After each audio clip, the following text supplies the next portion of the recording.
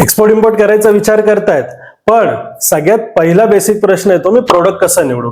Product पण तुम्ही निवडून घेतात, मग विचार येतो मी बाहेर कसा शोधू. पण या दोघांमध्ये कडी एक जोडणारी व्यक्ती असते, ती म्हणजे सप्लायर. जर तुमचा स्वतःचा प्रोडक्ट नसेल तर तुमच्याकडे एक स्ट्रॉंग सप्लायर असणं गरजेचं आहे. सप्लायर हा तुमच्या एक्सपोर्ट इम्पोर्ट बिझनेसचा एक बेसिक पायाभूत आहे आणि तो भरपूर महत्वाचा व्यक्ती आहे. बायर तर तुमच्या 100 बदलत राहतील, पण जो तुमचा सप्लायर आहे त्याच्याबरोबर तुमचं अतूट नातं असणं गरजेचं आहे.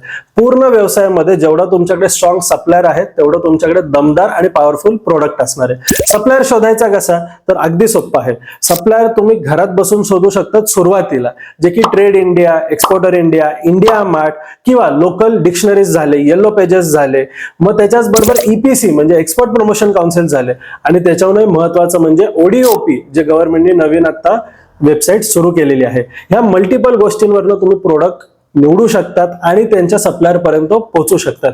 सप्लायर शोधल्यावर फिजिकली जाऊन चेक करा की तो मॅन्युफॅक्चरर आहे का एजंट आहे.